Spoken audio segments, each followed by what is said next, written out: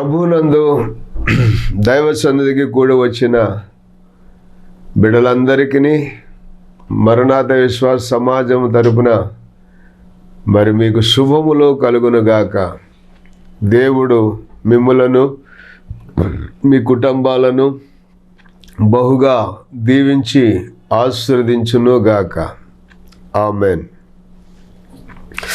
మంచిది దేవుని బిడ్డలారా, దేవుని యొక్క మాటలు వినటానికి మిమ్మల్ని మీరు సిద్ధం చేసుకుని చక్కగా దేవుని యొక్క సన్నిధిలోనికి కూడి వచ్చిన మీ అందరికీ ప్రభు అయిన యేసుక్రీస్తు నామములో వందనములు చెల్లిస్తూ ఉన్నాము. దేవుడు మరి మీ యొక్క కార్యక్రమాలన్నిటిలోనూ కూడా ప్రభువు సమాధానము కలిగించి మీ ప్రాకారాల్లో నెమ్మది, సరిహద్దులలో సమాధానము మరి ప్రభువే కలిగించి దీవించును గాక.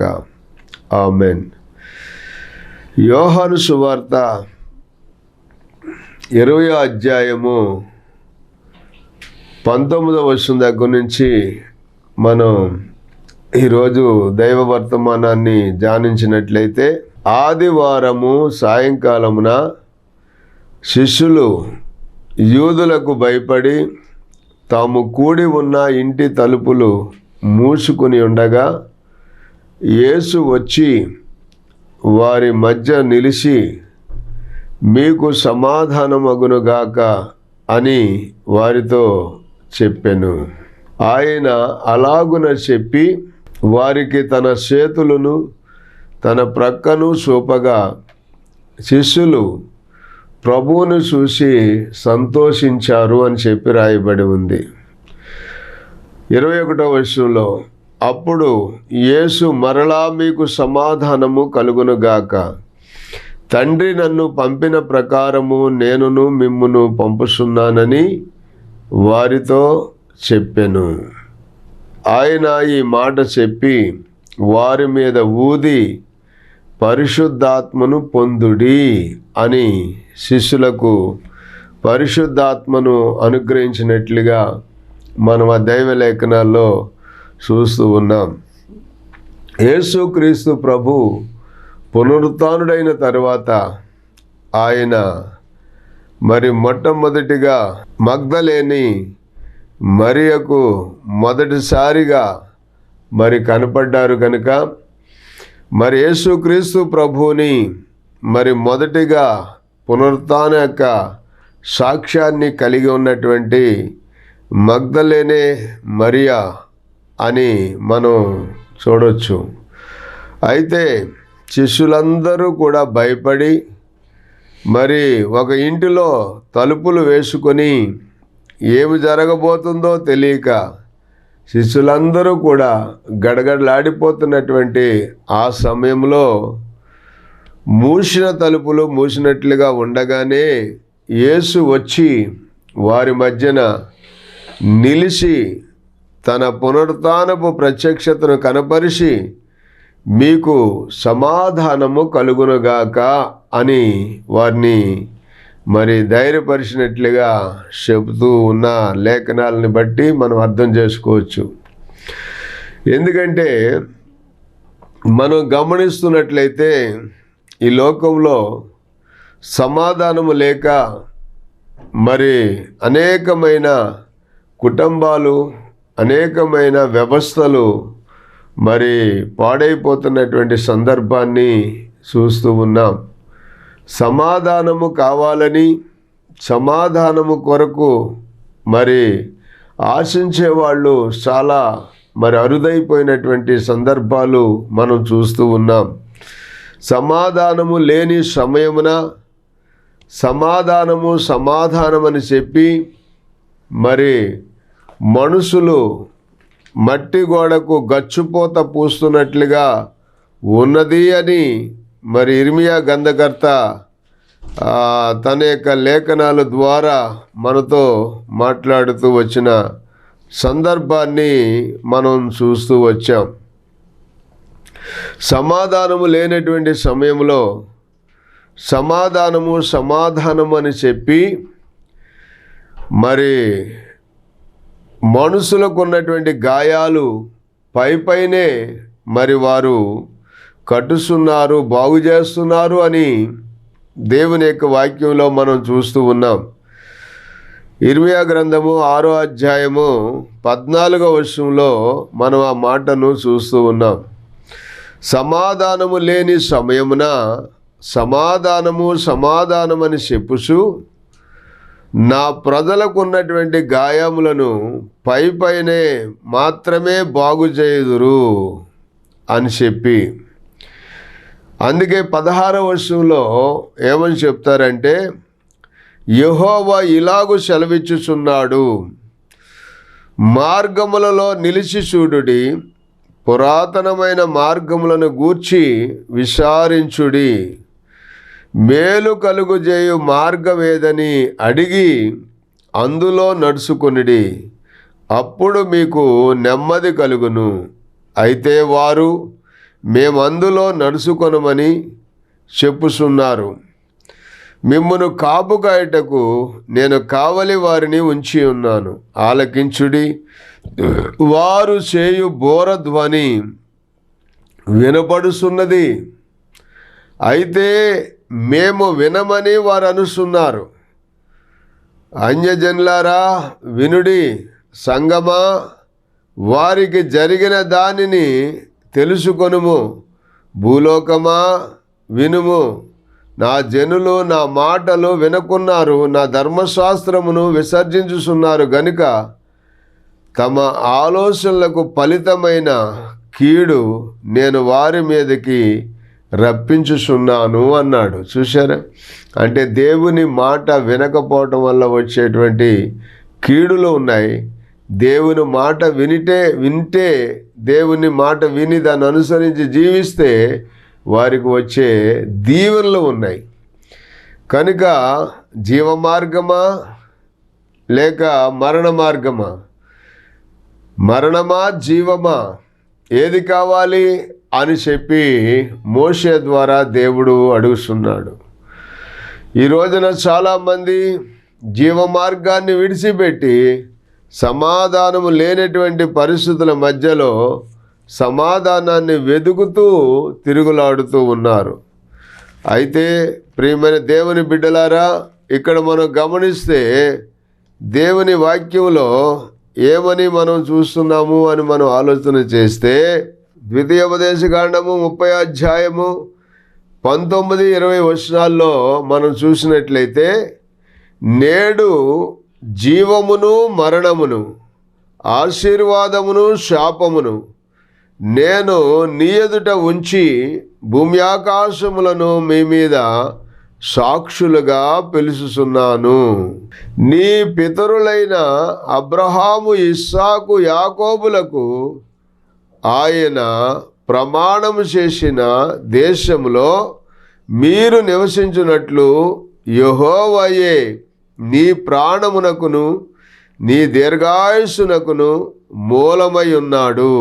కాబట్టి నీవును నీ సంతానమును బ్రతుకుచు నీ ప్రాణమునకు మూలమైన నీ దేవుడైన యెహోవాను ప్రేమించి ఆయన వాక్యమును విని ఆయనను అత్తుకొనున్నట్లు జీవమును కోరుకొనుడి అన్నాడు మోషే గారి ద్వారా దేవుడు. దేవునికి స్తోత్రం.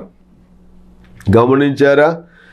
అందుకని ఇక్కడ మరి శిష్యులందరూ కూడా ఆయన పునరుత్థానుడైన తర్వాత మరి అనేక మందికి మరి కనపడక ముందే శిష్యులందరూ ఒక గదిలో మరి ఆదివారం సాయంత్రం, అంటే యేసుక్రీస్తు ప్రభు పునరుత్థానుడైనది ఆదివారము తెల్లవారుజామున మరి ఆయన పునరుత్థానుడై సమాధిని జయించి సజీవుడైన యేసు బయటకు వచ్చేసారు. మరి అదేవిధంగా యేసుక్రీస్తు ప్రభువు మరి సమాధిని జయించి సజీవుడిగా బయటకు వచ్చిన తర్వాత మరి శిష్యులందరూ కూడా భయపడుతూ ఒక గదిలో కూడి ఉన్నప్పుడు మరి వారి మధ్యకు వచ్చి, అంటే అక్కడ రాయబడిన మాట ఏంటంటే, శిష్యులు యూదులకు భయపడి తాము కూడి ఉన్న ఇంటి తలుపులు మూసుకొని ఉండగా యేసు వచ్చి మధ్యను నిలిచి మీకు సమాధానము కలుగునుగాక అని వారితో చెప్పెను. దేవునికి స్తోత్రం. మీకు సమాధానము కలుగునుగాక అని వారితో చెప్పెను. చూసారా? మరి యేసు వారి మధ్యను నిలిచి మీకు సమాధానము కలుగునుగాక అని చెబితే వారికి సమాధానము లేక అల్లాడిపోతున్నటువంటి సమయంలో మరి యేసు ప్రభు వారికి సమాధానమును ప్రకటించినట్లుగా మనం చూస్తూ ఉన్నాం. యేసు క్రీస్తు ప్రభు మరి ఈ భూమి మీదకి ఆయన మానవుడిగా వచ్చినప్పుడు ఆయన సమాధానాన్ని తీసుకొచ్చారు. ఈ భూమి మీద సమాధానము లేని సమయంలో సమాధానమని చెప్పి జనుల యొక్క గాయములను పైపైనే కట్టుసు బాగు చేస్తానికి ప్రయత్నం చేస్తున్నారు అని ఇర్మియా గ్రంథకర్త చెప్పినట్లుగా జనాలకు సమాధానం లేని సమయంలో సమాధానమని చెప్పి మరి జనుల యొక్క గాయాలను పైపైనే బాగు చేస్తూ మరి ఆ విధంగా వారికి మరి మేలు లేనటువంటి కార్యక్రమాలు జరిగిస్తూ ఉన్నటువంటి సందర్భంలో యేసుక్రీస్తు ప్రభువు ఆయన కన్య మరియ గర్భవాసమున ఆయన జన్మించినప్పుడు మరి ఆయన పుట్టిన వెంటనే గాబ్రియేలు దేవదూత వచ్చి అక్కడ పొలములో మందలను కాసుకొనుచున్నటువంటి గొర్రెల కాపరుల దగ్గరకు గాబ్రియేలు దేవదూత వచ్చి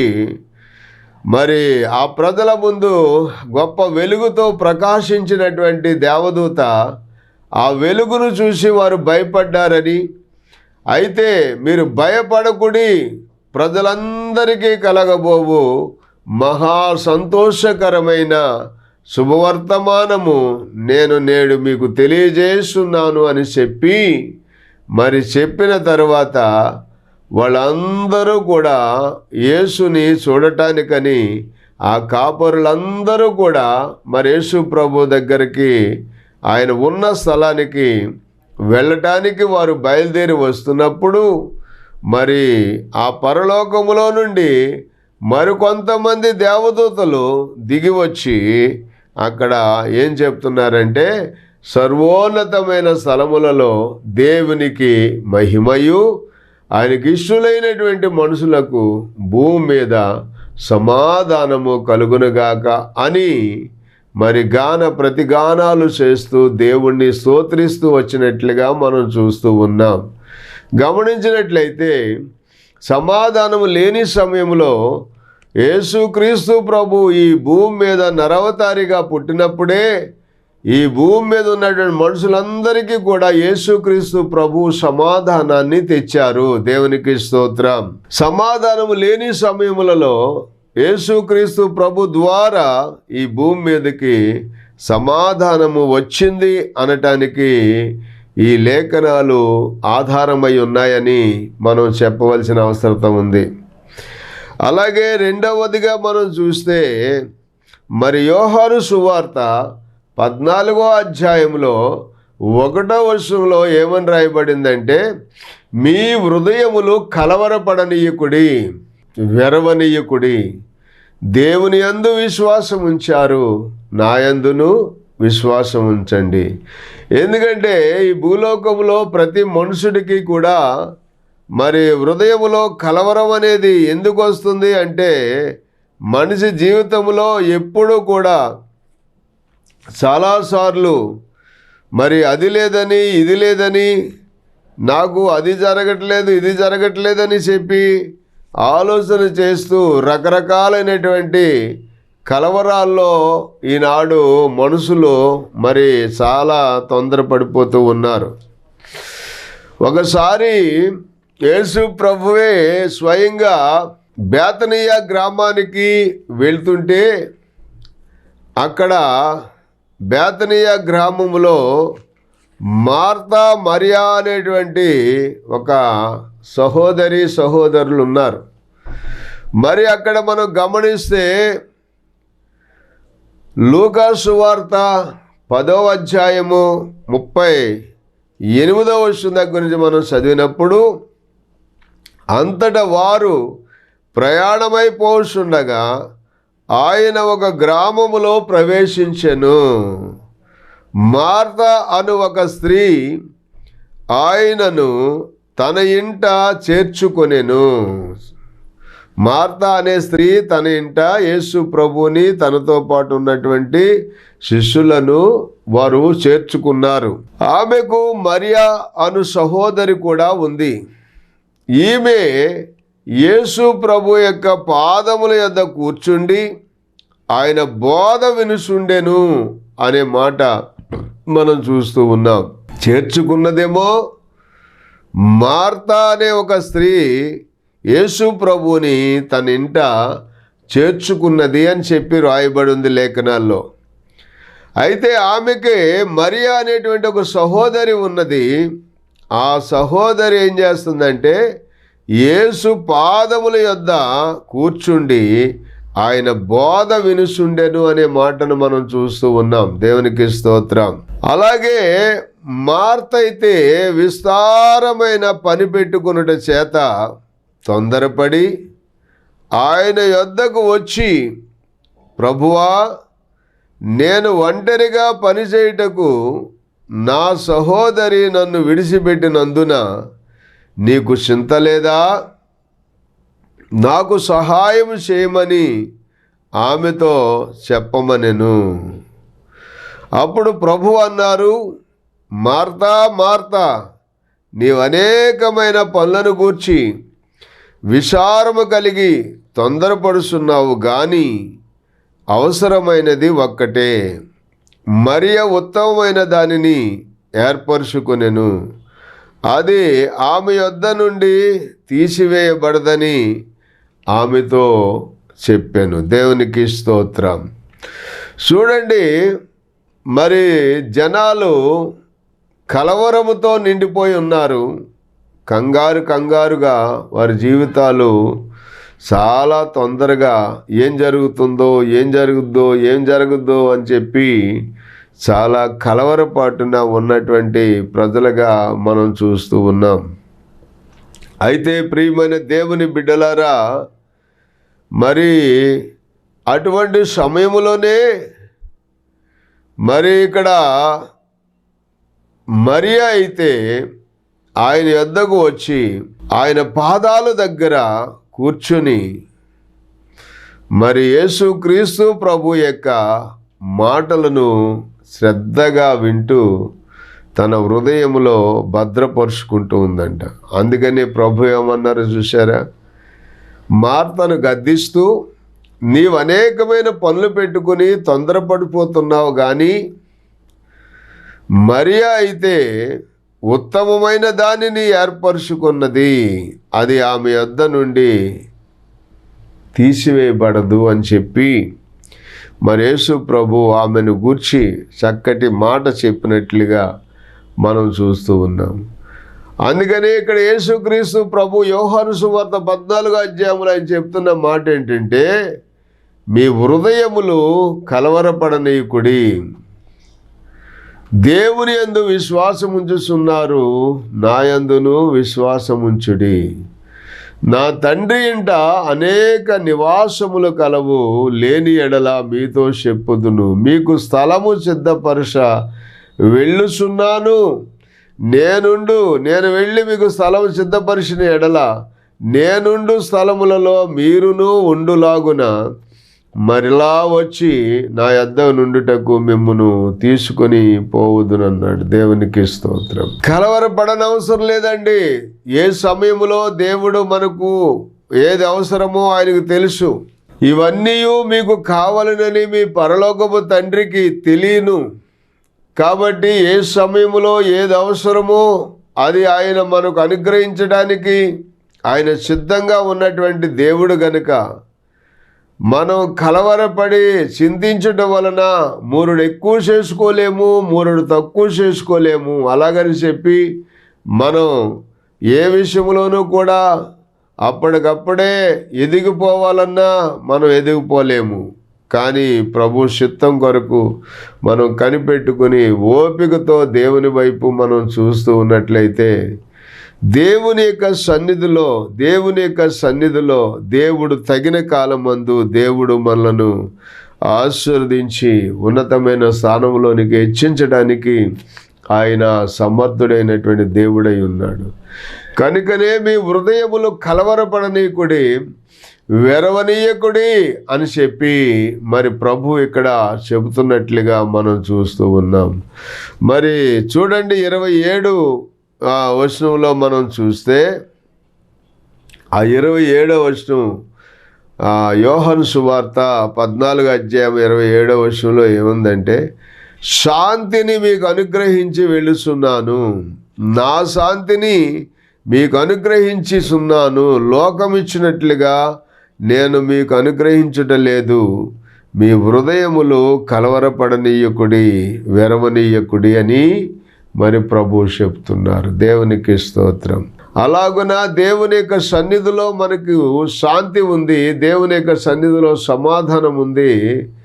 దేవుని యొక్క మాటలు మన జీవితంలో అద్భుతమైన దీవెనలు కలుగజేసే సమాధానము దేవుడు మనకు అనుగ్రహించబోతున్నారు. కనుకనే ప్రభు సన్నిధిలో జీవిస్తున్న మనము మరి కలవరపడవలసినటువంటి అవసరం లేదు.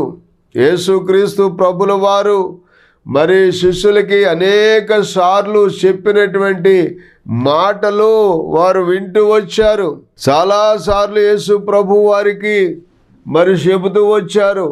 మనం ఆయన సజీవుడిగా ఉండగానే ఆయన చెప్పినటువంటి మాటలు మనం గమనిస్తే మత్తయి సువార్త 16వ అధ్యాయము 21వ వచనం దగ్గర నుంచి మనం చదివితే, అప్పటి నుండి తాను యెరూషలేమునకు వెళ్ళి పెద్దల చేతను ప్రధాన యాజకుల చేతను శాస్త్రుల చేతను అనేక హింసలు పొంది చంపబడి 3వ దినమున లేచుట అగత్యమని యేసు తన శిష్యులకు తెలియజేయ మొదలుపెట్టగా అనే మాట మనం చూస్తున్నాం. ఆయన పిలుపుదైన కైసర ప్రాంతానికి తీసుకుని వెళ్ళి శిష్యులతో విషయాలన్నీ కూడా స్పష్టంగా చెప్పారు. అంతకుముందే మరి మనుషు కుమారుడు ఎవరని జనులు చెప్పుకుంటున్నారు అని చెప్పి శిష్యుల్ని అడిగినప్పుడు వారు కొందరైతేనేమో మరి బాప్తిస్మం ఇచ్చే యోహాను అని చెప్పుకుంటున్నారని, కొందరైతే మరి ఏలియా అని చెప్పుకుంటున్నారని, కొందరైతే ఇర్మియా అని చెప్పుకుంటున్నారని, మరి కొంతమంది ప్రవక్తలలో ఒకడని చెప్పుకుంటున్నారని మరి శిష్యులు యేసు ప్రభువుకి జవాబిచ్చారు. సరే, వాళ్ళు ఎవలాగా ఏమనుకున్నారంటే వాళ్ళకు తెలియక అలాగ అనుకున్నారేమో, మీరు నాతో కూడా ఉన్నారు కదా, మీరేమనుకుంటున్నారు అంటే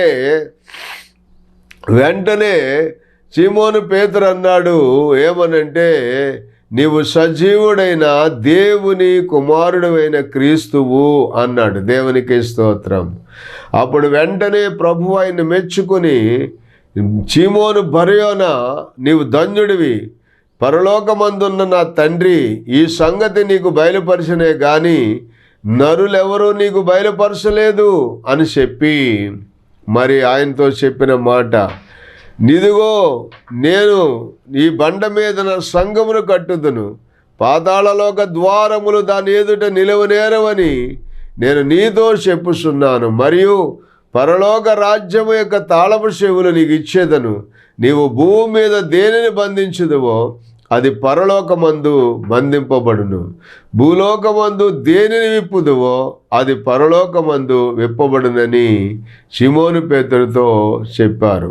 మరి ఆ విధంగా మనం చూస్తున్నప్పుడు మరి నిజంగా ఇక్కడ యేసుక్రీస్తు ప్రభు అనేక సార్లు శిష్యులకు ఈ విషయాలు చెప్పినప్పటికీ కూడా మరి ఆ మాటలు మనం గమనిస్తున్నట్లయితే ఇక్కడ శిష్యులు కలవరపడిపోయి ఆ విషయాలన్నీ మర్చిపోయి ఆయన తిరిగి పునరుత్థానుడిగా తిరిగి లేస్తానన్నాడు, ఆయన లేస్తాడు, మరి లేచిన తరువాత మనం ఆయనతో కూడా మరలా ఉంటాము అనేటువంటి విషయాన్ని అంతటిని మర్చిపోయి కలవరపడుతున్నటువంటి సందర్భాలు మనం మరి యోహాను సువార్త మరి 20వ అధ్యాయము 19, 20 వచనాల్లో మనం చూస్తూ ఉన్నాం. అలాగున వాళ్ళు కలవరపడుతూ భయపడిపోతూ మరి ఏం జరుగుతుందో అని చెప్పి వారు కలవరపడుతున్న సమయంలో యేసు ప్రభువే స్వయంగా వారి మధ్యకు వచ్చి మీకు సమాధానము కలుగునుగాక అని చెప్పి వారిని ధైర్యపరిచినట్లుగా మనం ఆ లేఖనాల్లో చూస్తూ ఉన్నాం. ప్రియమైనటువంటి దేవుని బిడ్డలారా, మరి సమాధానము దేవుడు మనకు అనుగ్రహించినటువంటి సమాధానముగా ఆ సమాధానాన్ని మనం అనుభవిస్తున్నప్పుడు మనం పరలోక రాజ్యపు వారసులుగా ఉన్నామని, ఈ లోకము శాశ్వతం కాదని, మరి మనం తిరిగి ఎప్పటికైనా దేవుని యొక్క రాజ్యములోనికి మనం వెళ్ళవలసిన వారమై ఉన్నామని ఆ విషయాన్ని మనం గుర్తించి దేవుని సన్నిధానంలో యేసు ప్రభుతో కూడా మనం యుగాయుగాలు నిలిచి ఉండేవారముగా మనం ఉంటామని ప్రతి ఒక్కరూ కూడా గుర్తించి ధైర్యంగా బ్రతకవలసినటువంటి వారమై ఉన్నాం. చూడండి, ఫిలిప్పీ పత్రిక 3వ అధ్యాయము 20వ వచనంలో ఏమని రాయబడి ఉందంటే, మన పౌరస్థితి పరలోకమందున్నది, అక్కడ నుండి ప్రభు అయిన యేసు క్రీస్తు అను రక్షకుని నిమిత్తము కనిపెట్టుచున్నాము. సమస్తమును తనకు లోబరుచుకున్న జాలిన శక్తిని బట్టి ఆయన మన దీన శరీరమును తన మహిమ గల శరీరమునకు సమరూపము గల దానిగా మార్చును అని చెప్పి రాయబడి ఉంది. కనుక మన జీవితం అంతా కూడా భూమి మీద జీవించిన జీవితము ప్రభు కొరకే జీవించాలి. పౌలు భక్తుడు చెప్పాడు. ఇక్కడ ఏమని చెప్తున్నారంటే, ఫిలిప్పీ పత్రిక 1వ అధ్యాయము 21వ వచనంలో మనం చదువుతున్నప్పుడు, నా మట్టుకైతే బ్రతుకుట క్రీస్తే, సావైతే లాభము. అయినను శరీరముతో నేను జీవించుటయే నాకున్న పనికి ఫలసాధనమైన ఎడల నేనేమి కోరుకుందునో నాకు తోచలేదు. కానీ నేను భూమి మీద బ్రతికేనంటే నా మట్టుకైతే బ్రతుకుట క్రీస్తే, సావైతే నాకది లాభము అని మరి పౌలు భక్తుడు చెప్తున్నాడు. అలాంటి సమర్పణ జీవితముతో మనం జీవించినప్పుడు మనం దేనికి భయపడనక్కర్లేదు. మన ప్రభు అయిన యేసు క్రీస్తు చిత్తాన్ని ఎరిగి ఆయన మార్గములో నడిచినట్లయితే మనము ఎప్పుడూ కూడా భయపడకుండా సమాధానముతో శాంతితో మరి మనం జీవిస్తామని ప్రభువు అట్టి సమాధానము శాంతిని మీకు మరి వినుసున్న దేవుని బిడ్డలకు మాకును ప్రభు అనుగ్రహించి దీవించును గాక. ఆమెన్. ప్రార్థన. తండ్రి, మీకు వందనాలు, స్తోత్రాలు ప్రభువా. అయ్యా నాయనా, ఇదిగో ప్రభువా, శిష్యులందరూ కూడా నువ్వు పునరుత్థానుడు అయిన తర్వాత అయ్యా నాయన ఏం జరుగుతుందో ఏం జరగబోతుందో అని చెప్పి తెలియక వారు గడగడలాడుతూ ఉన్నటువంటి సమయంలో నాయనా మీరు వారి మధ్యలోనికి వచ్చారు. మూసిన తలుపులు మూసినట్లుగా ఉండగానే వారి మధ్యకు వచ్చి మీకు సమాధానము కలుగునుగాక అన్నారు. సమాధానము నాయన నీ ద్వారానే వచ్చింది. నాయన సమాధానకర్తయగు దేవుడే సాతానుని శీఘ్రంగా మీ కాళ్ళ కింద చితకద్రొక్కించును అన్నారు. అలాగున నాయన మా మధ్యలో నాయన శాంతిని, సమాధానమును, నెమ్మదిని మీరు ప్రసాదించి నీ బిడ్డలకు ఆయురారోగ్యాలతో నింపి ఆశీర్వదించమని యేసు నామములో ప్రార్థించి వేడుకొనుచున్నాం పరమ తండ్రి. ఆమెన్. దేవునికి స్తోత్రాలు, మీకు వందనాలు.